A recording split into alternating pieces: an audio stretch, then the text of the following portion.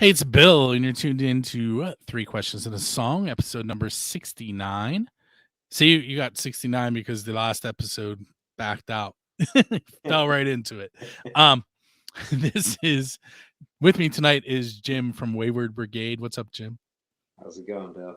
Not too bad. I didn't even think about that until it came up. It came out of my mouth.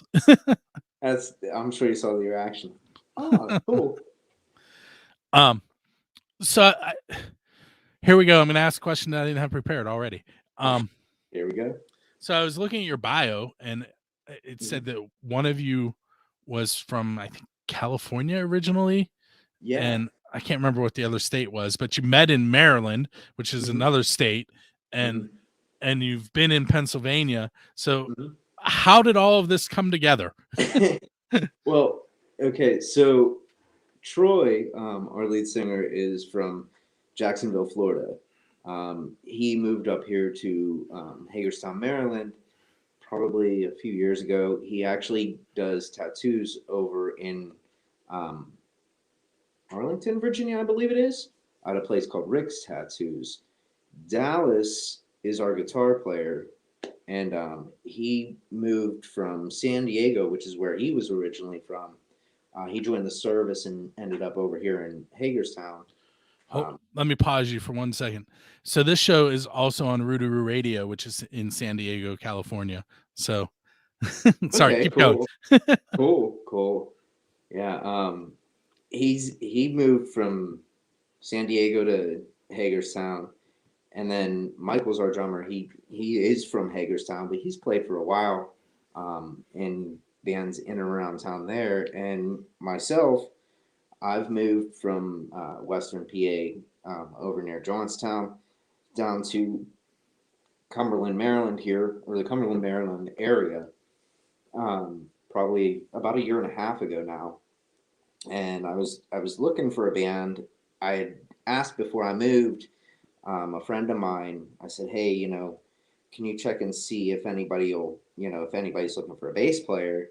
And he did put the word out, and it was literally probably 6, 7 months since that happened. And Troy hit me up and was like, "Hey, would you be interested in playing in a punk band?"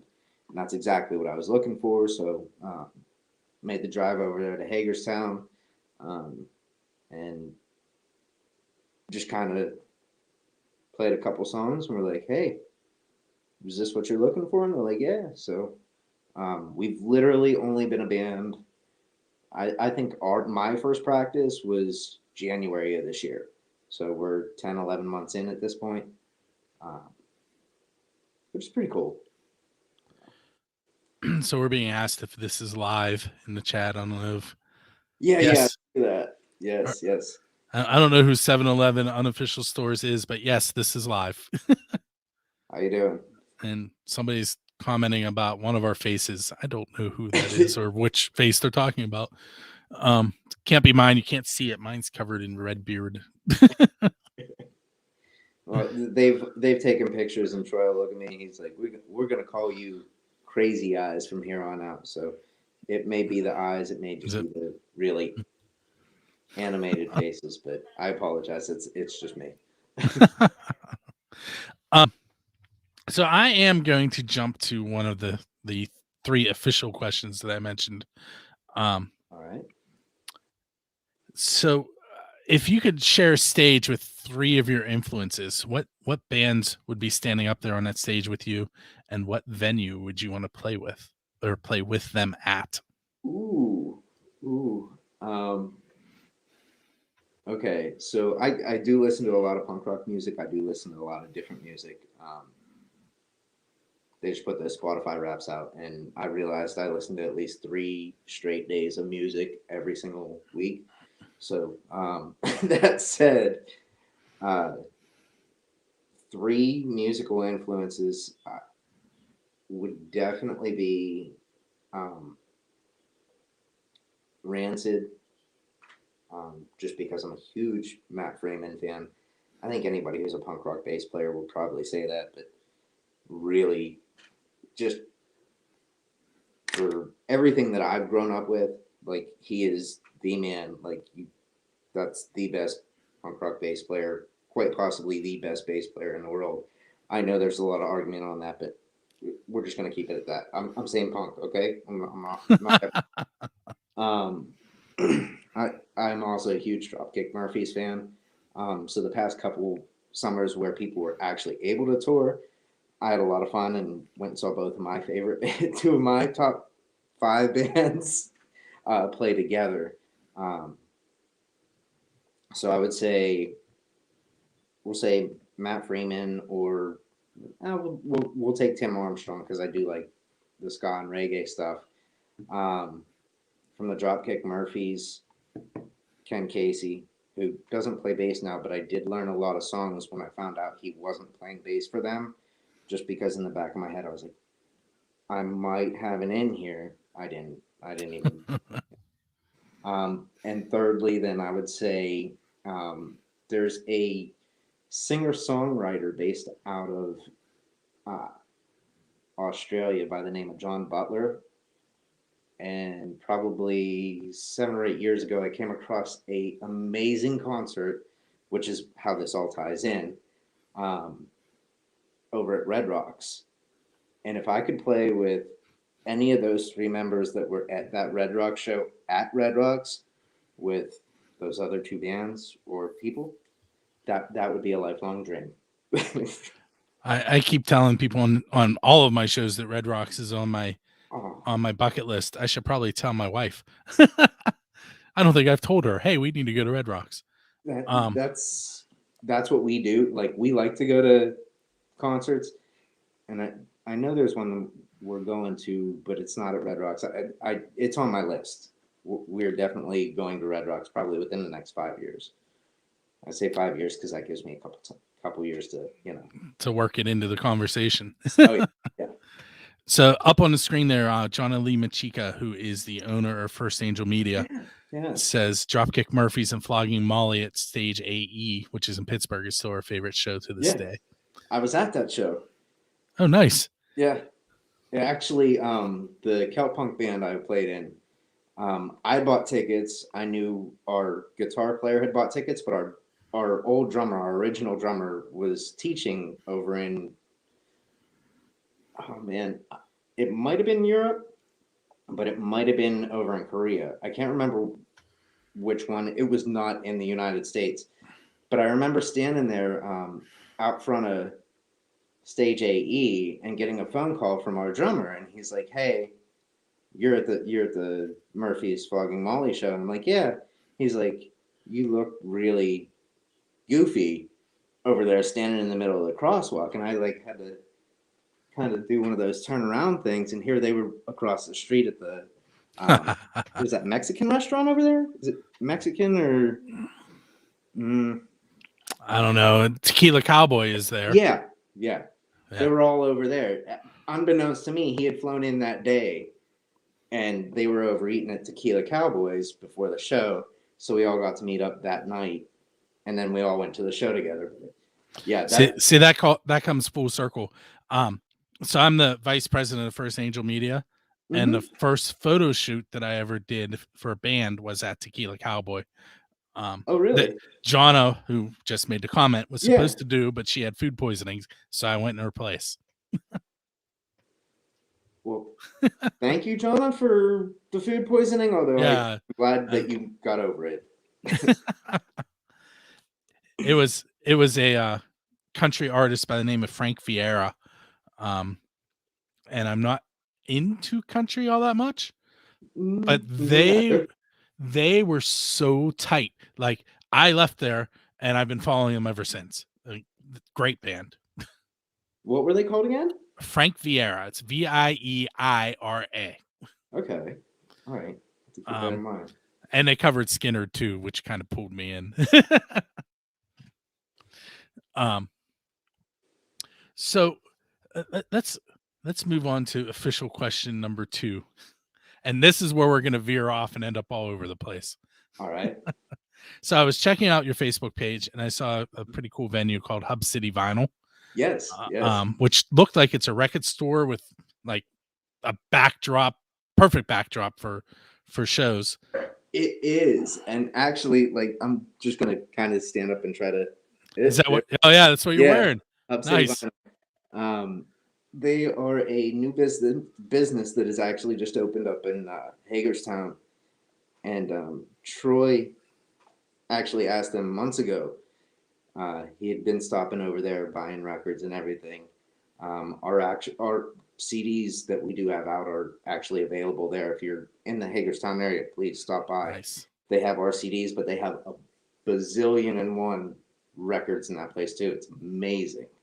And the people there that work there, the owners, met all those people. They're absolutely phenomenal people. Really nice. Anything we needed, anything we wanted when we played our CD release show there, it was taken care of. Okay, so here's where we're gonna veer off into wherever this conversation goes now. Mm-hmm. Clearly you like that venue, obviously. I think Um, it's awesome. what are your favorite venues that you've played at based on the overall vibe and the food that they offer? Oh man, That food thing is the hard part. it is. There was a place we played um, out in Portage, Pennsylvania, and I don't even know if it's open anymore. What the hell was it called? It wasn't the old keg. Uh, Although that's an awesome name for a bar. isn't it? Yeah, no, the old keg is still there in Portage, PA, but we've never played. I've never played there. I can't remember the name of it, but they were supposed to have really good wings, and I'm like, okay, cool. Um, yeah, they had really good wings. The other place that I've played that's really cool, as far as vibe and food, like the food, we showed up. This was a Wayward Brigade show, probably about 3 or 4 months ago. And it's a brewery actually over in Mechanicsburg, Pennsylvania. Um, it's called Love Drafts Brewing Company. They're a sister company, or they're a sister of the JB Love Drafts over in York, Pennsylvania. Um, but they opened the brewery, I think it was back in August of this past year. Um, and I asked them, I said, how's it been? And they were like, oh, it's been steady. And for a place like Mechanicsburg, Pennsylvania, for anybody who doesn't know, you drive maybe like a half hour north and you're in Harrisburg. You drive like a half hour to an hour south and you're in like Hagerstown, Maryland. But if you drive east or west, you're probably going to drive 2 or 3 hours through farmland before you get to an actual city. But Love Drives Brewing, oh man, I can't say enough about the barbecue that they have there. If you were ever in Mechanicsburg, stop there at JB Love Drafts. You can get yourself a good beer, IPA if you're into those types of things, or um, I don't think they have too many domestics, if any. Um, but the beer is amazing.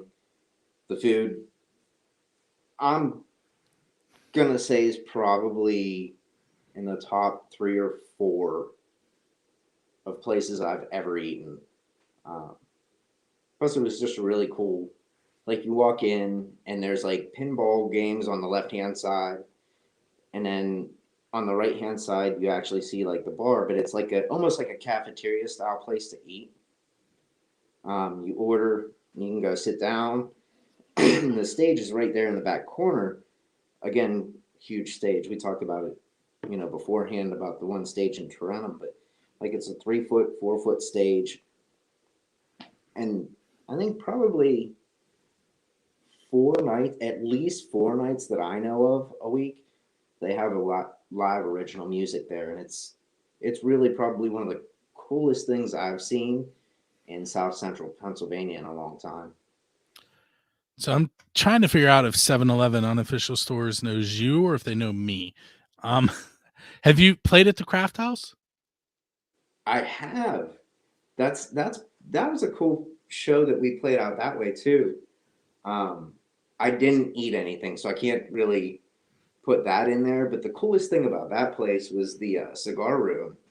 Like, I've never been treated to like, oh yeah, hey, if you want to, since you're in the band, go sit back and relax for a little bit over there. It was kind of a nice, swanky area where you had the leather seats and the personal bar, which is kind of nice if you drink a lot. That could be a really bad thing or a really good thing, but yeah, no, Craft House was pretty cool. Um, at that point, like I don't drink too much. Like I'll have a beer once in a while, so I don't think I drank there, but so I couldn't speak on like the beverages, but uh, When sound wise and everything like that, that was really cool. We actually played with Richie Ramone that night, oh nice. the Homicides. So yeah, that was one of those like landmark gigs. We got to play with one of the Ramones, and we got to play with a really cool Pittsburgh punk rock band. I have a craft house story. I'll tell you off the air. Um, very cool venue. I went there again to photograph a band called Seven Fatal Guns. Um, and the employees were phenomenal. The the sound guy walked me around, showed me the best places to take shots from, told me where I was allowed to go, gave me permission to go backstage, and it was great. um, um, I'm gonna. This is not. I asked this question a lot, so this one it doesn't count. All right.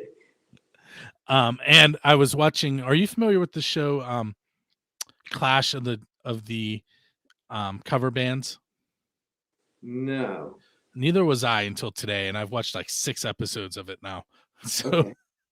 they do like the episode I watched right before this fits right in with the question. So it was 90s cover bands, and they brought in a Foo Fighters cover band and a Blink 182 cover band, and they have them play, and then they get judged by Adam Lambert.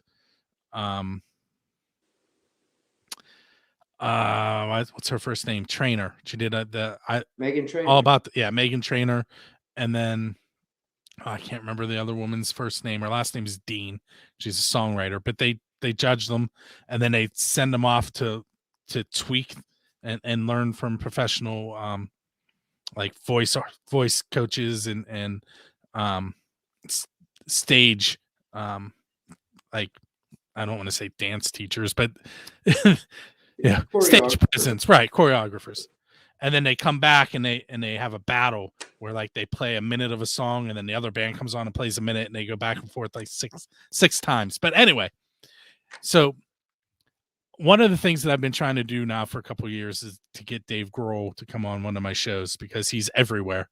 Yeah. And I just keep getting ignored. But it happened right before I literally watched it right before I started talking to you. And the unofficial question of my podcast is, who is your Dave Grohl? In other words, what artist would you want to go up on stage with and play one of their originals at one of their shows? You know,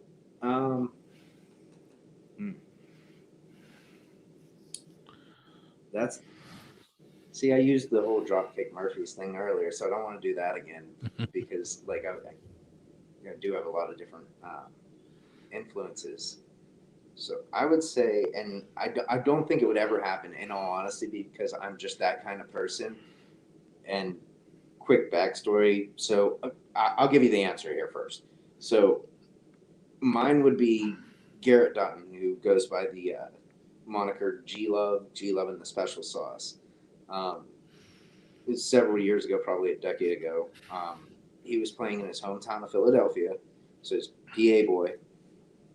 On Halloween, it was the last show of his tour, and me living in Western PA at the time, it's a 4 or 5 hour drive. I have family over in Philadelphia, so I was like, "Hey, we should go to this. It's on Halloween, it'll be a lot of fun."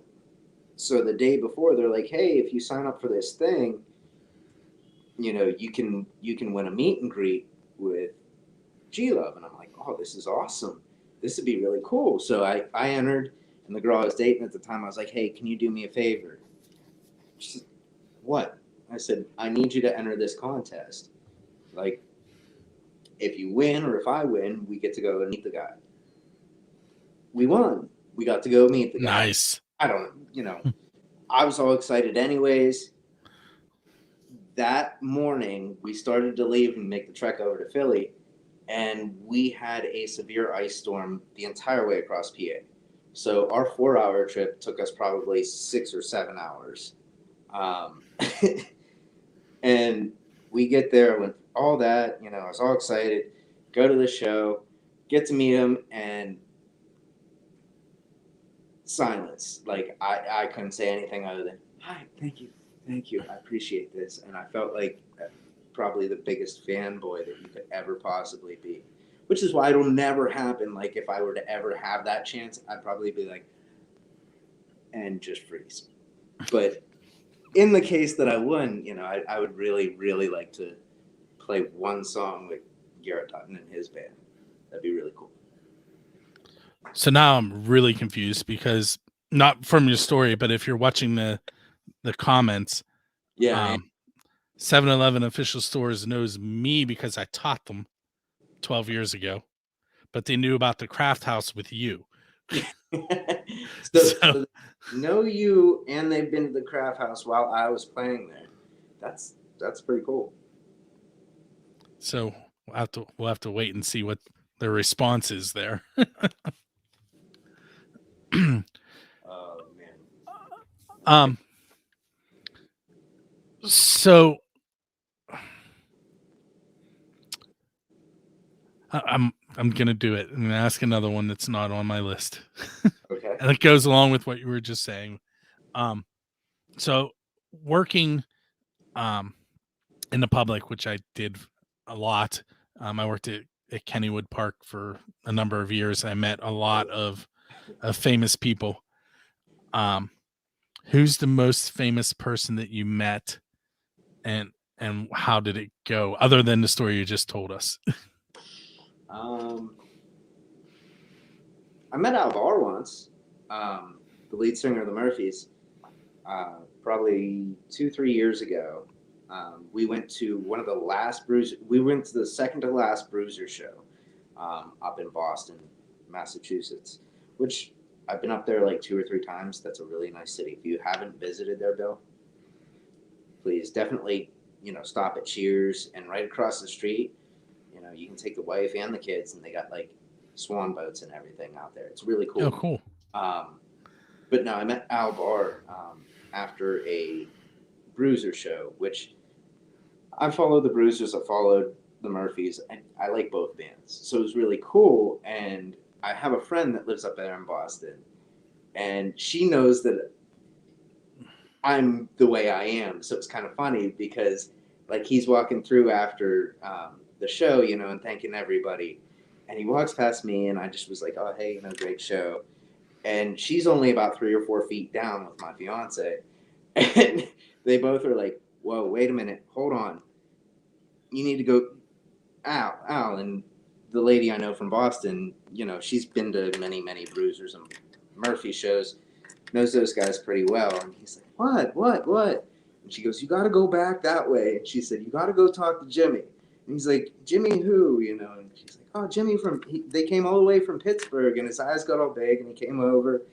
And again, it was kind of one of those things where I failed. I was just like, thank you very much. I really appreciate your show. I really enjoy what you do. Have a good night. Congratulations on a great career with the Bruisers, which I'm still holding out hope there's going to be another go around with that yet. If I can throw it out there, I'd like to see that one more time. Just one more Bruisers show. I now have more people calling more students. Apparently, this scares me. Even if he spelled it wrong.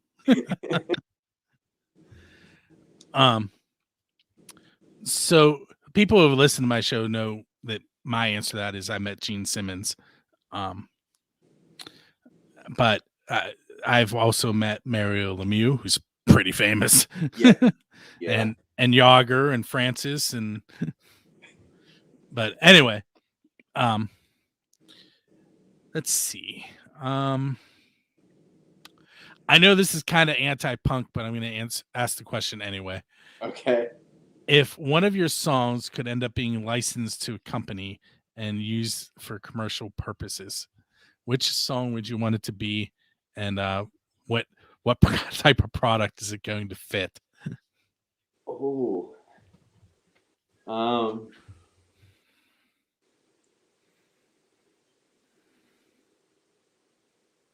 I'll tell you what, because it fits my life and probably a lot of other people's life. You pick any household product, any everyday product that you would use, and you put our song "Casualty of Society" on, and you just listen to the lyrics because I think there are a lot of men in relationships and maybe even women too, that can relate to the words in that song and just being frustrated with the everyday, how do I want to say it,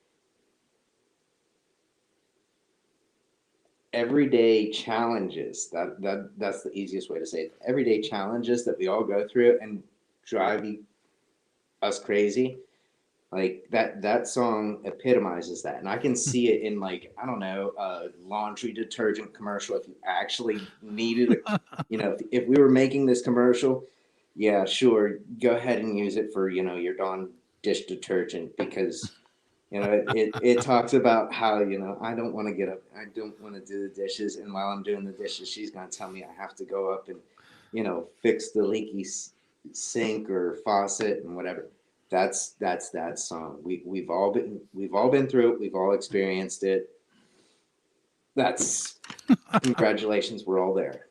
All right. So now that we're on topic of your songs, so this is called 3 Questions in a Song, and we're featuring your song "Kids Through the Cracks," which is the title off of your newest EP, right? Yes, it is.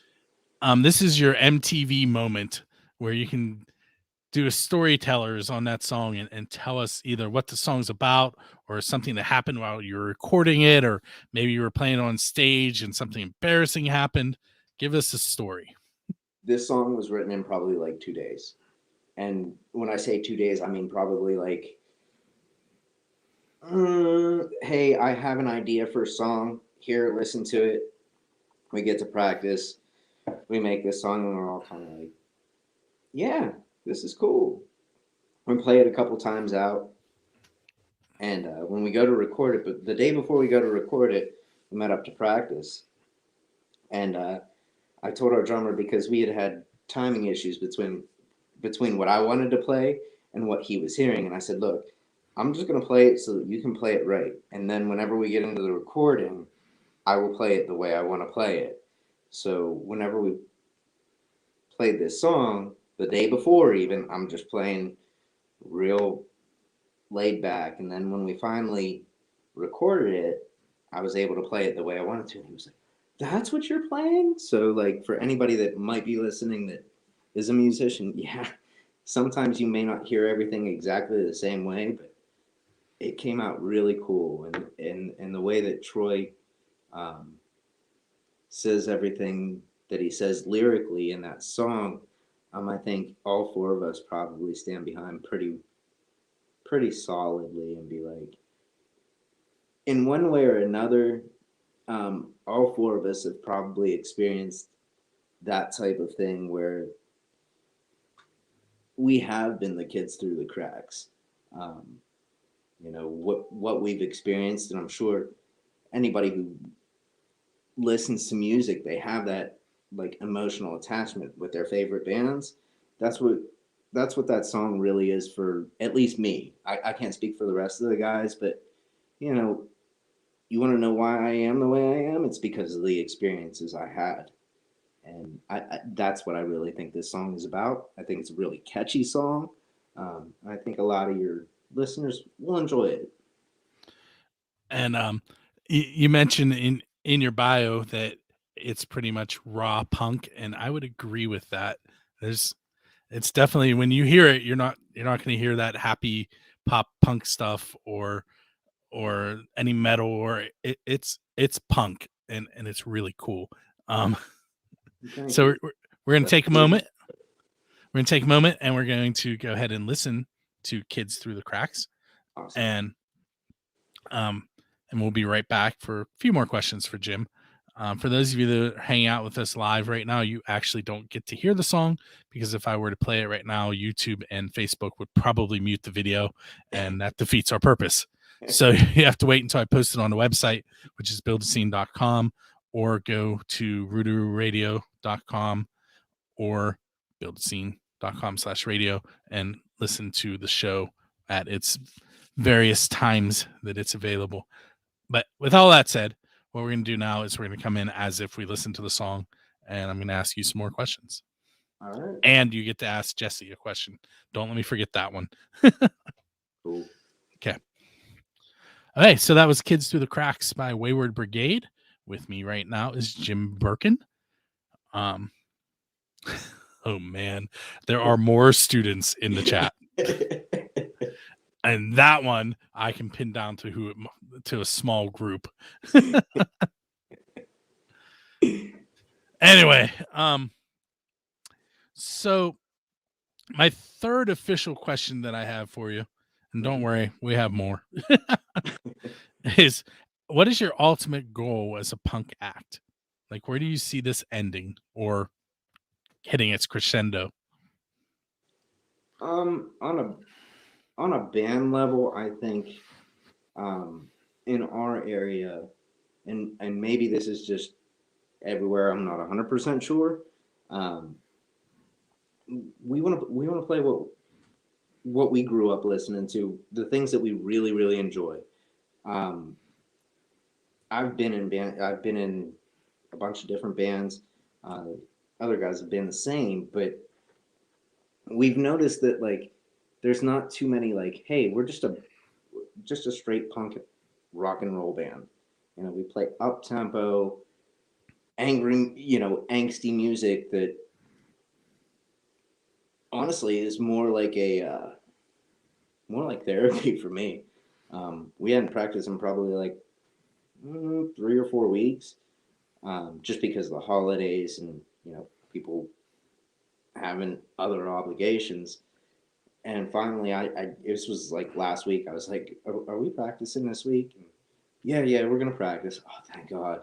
Like for us, this is our release. Like this is us, whether it's being frustrated with work, whatever the heck may be going on out in social media land or in real life. Just this is our way to release. And this is our way to feel a lot better about everything else that's going on right now. I mean, that's really what we as a band look for. Just getting it out there, really. The cover art, and I'm going to take us off the screen for a moment, so Uh-huh. we won't be able to hear each other.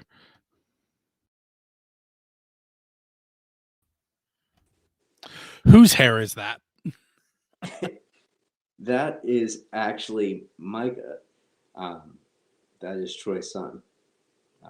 We had originally had a different picture for our EP, but we thought it'd be wiser because it was kind of like a more popular underground picture that we had chosen.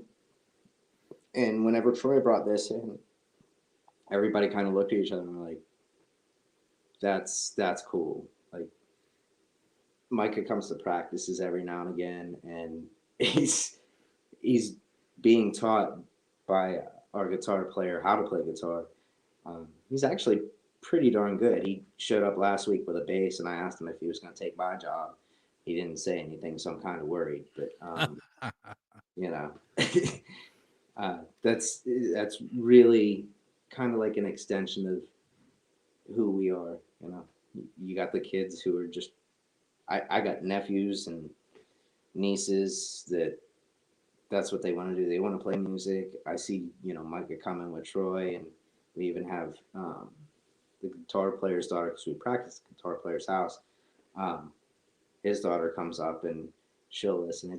It's something that I've always really appreciated, just having that kind of community um, with your bandmates. And whenever I saw that personally, I was like, dude, that's 1,000%. I'm awesome with that. That looks awesome. It's still part of our message, and I think it'll catch a lot of people's eye. I wish I could do that. That's why there's so much here. There you go. You I can can start grow it. It's just on the wrong the end. reverse, right? All right. So if you, man, I find myself asking the same questions a lot, but it's always different guests. So the answers are always different. There you go. So you're walking down the street, you walk past the DeLorean, it's sitting there with its doors open, it has a flux capacitor in it. You can go back in time without anybody knowing because you can come back to the exact same time, right? There you go. Just don't encounter yourself or break the space-time continuum.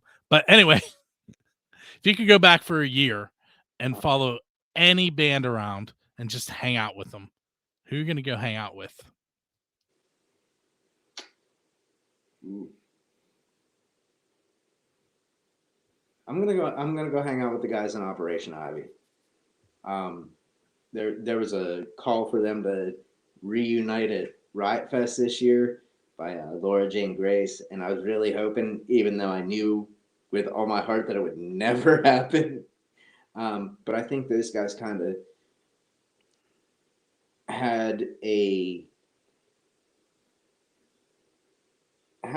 made something that like started a movement, and it wasn't just like your ska kids, and it wasn't just your reggae kids, and it wasn't just your punk kids or your hardcore kids. Like everybody kind of related to that back at that point when they were around, and you still hear about them today. Like you ask a ska band or a lot of the punk bands, hey, Operation Ivy, they're like, yeah, that's one of our major influences. If I go around and just see what they did and see how they did it, because I mean, I've heard stories of, bands back in the 80s, 90s where, you actually had to go out and hand flyers out, and you would roll up with a trunk full of cassettes or CDs, and you would stand, or I would be that kid walking into Warped Tour, with 5 people trying to hand me CDs while I was on my way in or on my way out. Just to experience that kind of thing, I think that'd be pretty cool, to say the least. All right, so before I forget, I gave you a little bit of a homework assignment, and I had you check out another artist. Yeah. And as I'm gonna mess up his last name, it's Jesse Stone Creechum, I think. Creechum. Yeah, something. Do you have a question for him when he comes on next episode? I was watching the one interview he did, and because I had a question already ready, just listening to his music. Which, by the way, everybody should go check that guy out because he does some really, really cool things with a lot of different influences. Like he calls himself country folk rock and roll, or somebody has coined him as that. And you can hear just about every single word of that in the music that he does. It's really amazing. And I was going to ask a question about that, but after watching the interview that I saw, I'm curious as to his family influences as far as music and the entertainment industry. Like what kind of, because for those who haven't heard of Jesse, I highly recommend checking him out, but definitely look forward to an answer from him about how his family influenced his music career. And when you listen to what he plays, you'll understand what I say when I say this. Like he takes a lot of different influences and throws them all together. And it sounds really unique in the way that he does it. Like it straight up sounds like this is the one dude that's doing it, but there's so much stuff in there. I come from a musical family. I want to know what kind of influence that has had on his solo music, which I'm gonna be listening to that next episode because I'm really curious now after checking them out. See, now I'm trying to figure out how I can shorten that when I ask it. sorry. No, it's cool because I will, I edit you in to Mhm. the actual episode Yeah, asking the question. that So gives you a little so bit of time. so I'll just edit you out and send it to him and say, this is what he's going to ask you. I'm just going to say, hey, answer his question now.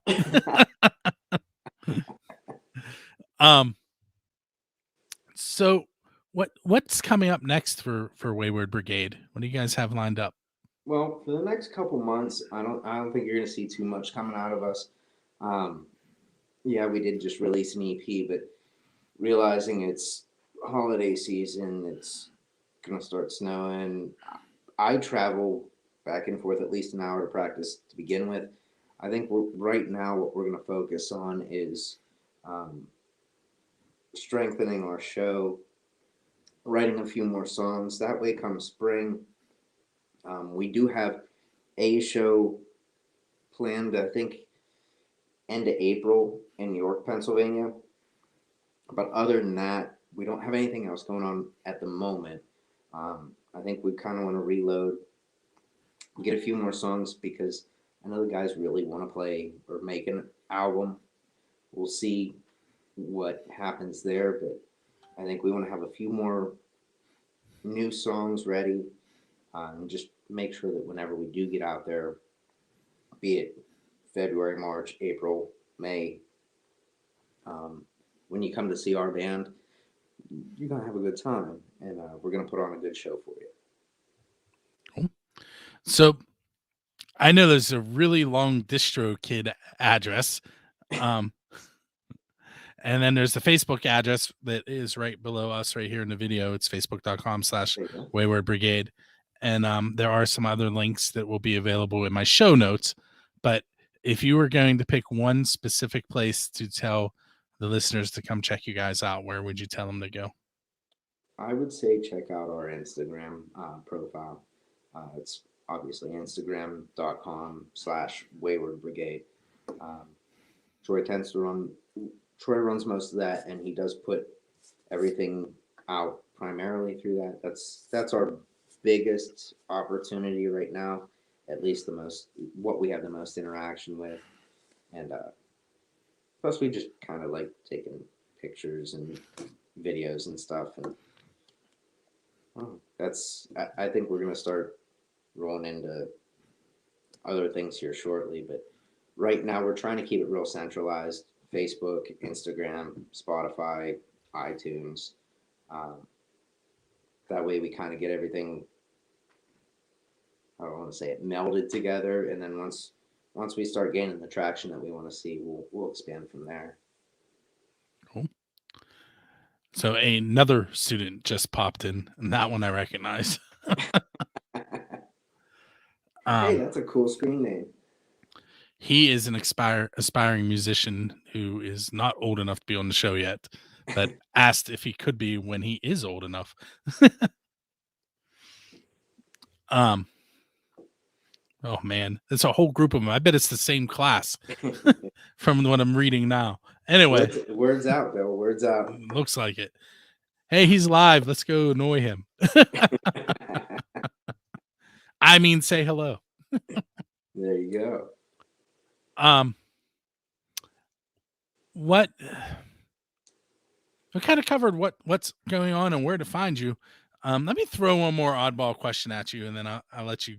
Well, I'll let you go. I mean, we're going to stop going live, and then I have a couple other stories for you if you have a moment. Absolutely. Okay, we've only been talking for an hour and a half. All right, last question for you. This is a question I call a Diesel Beast question. They're the first band I ever asked it. of. They are from Denton, Texas. And the question was, if you could play with any musician in the history of the world at any location. Now, keep in mind, like Kiss played in the ocean to sharks and Metallica played in Antarctica. I literally mean any location. Who would you want to play with and where? And then I'll tell you why it's called Diesel Beast question. Anyone, anywhere.